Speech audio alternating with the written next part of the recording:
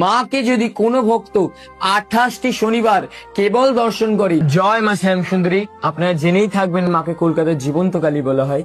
মা জীবন্ত এর প্রথম কারণই না বলে যায় মা তাদের কাউকে কোনো খালি হাতে ফেরায় না। আর মাকে এখানে 5 বছরের বাচ্চা মেয়ে রূপে পুজো করা হয়। এর পিছনে বিশেষ ঘটনা আছে। মায়ের পুরোহিত মহালয়ার পূর্ণলগ্নে মায়ের জন্য বাজার করতে যান। বাজার করতে গিয়ে দেখেন একটা ছোট্ট বাচ্চা মেয়ে পুরো মা কালীর মতন সেজে সবার কাছে ভিক্ষা চাইছে। সবার কাছে ভিক্ষা চাইতে ঠিক আমাদের যে পুরোহিত বাজার করছিলেন তার কাছেও ভিক্ষা চায়। পুরোহিত তখন তাকে ধাক্কা মেরে ফেলে দেয়, ফেলে দিয়ে বলে যা কাজ করে খা।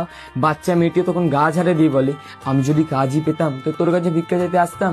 এই বলে বাচ্চা মেয়েটি চলে যায়, পুরোহিত চলে যায়। মা শ্যামসুন্দরীর প্রতিটি অমাবস্যা অন্ধকারে পুজোয়, কোনো রকম লাইটের জিনিস জ্বলে না, কেবল ঘিয়ের প্রদীপ জ্বলে। ওদিন মহালয়ার অমাবস্যা অন্ধকারে পুজো হচ্ছে। অন্ধকারে পুজো করতে করতে পুরোহিতের হঠাৎ মন বলে যেন মা নেই, কিন্তু পুরোহিতের আবার মন বলে মা তো কালো, তাই হয়তো অন্ধকারে দেখতে পাচ্ছি না।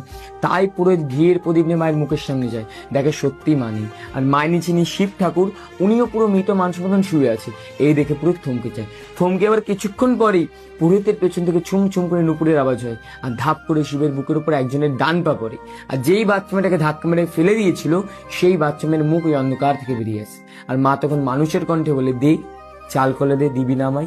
এই শুনে পুরোহিত অজ্ঞান হয়ে যায়। এবার অজ্ঞান অবস্থায় মা ওনার মনে মনে বোঝাচ্ছেন আমি শুধু বড় লোকের মা নই রে, আমি গরিবেরও মা। তাই এবার থেকে যে কোনো ভক্ত এক মুঠো চাল আর একটি পাওয়া করে দিয়ে মাকে পুজো দেয়, মা তাদের প্রতিটা মনের বাসনা পূর্ণ করেন। আর মাকে যখন দর্শন করবেন তখন দেখবেন মায়ের বিদের নিচে 9টা বিগ্রহ আছে, নবগ্রহ বিগ্রহ। এই বিগ্রহ থাকার পেছনে বিশেষ কারণ, আমাদের মানুষ জীবনে বিভিন্ন রকম দোষ হয়, মাঙ্গলিক কাজ ও বিভিন্ন গ্রহ জাতীয় দোষ। এই দোষ থেকে মুক্তি পাওয়ার জন্য মানুষ বিভিন্ন রকম পাথর মাদুলি কবচ ধারণ করে, কিন্তু সবার তো সামর্থ্য হয় না এইসব করার। তাই মাকে যদি কোনো ভক্ত 28টি শনিবার কেবল দর্শন করে, যে কোনো গ্রহদোষ থেকে এমনি মুক্তি হয়। কোনো রকম পুজো আচ্ছা মাদুলি কবচ কিছু লাগে না, কেবল মায়ের মুখমণ্ডল দর্শন করতে হয়।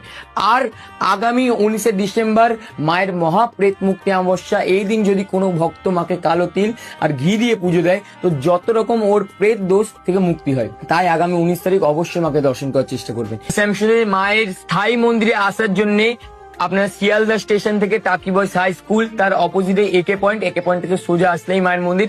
আবার আমাইস্টির 4 মাথার মোড় থেকে কাউকে জিজ্ঞেস করলে মা শ্যামসুন্দরী মন্দির পেয়ে যাবে।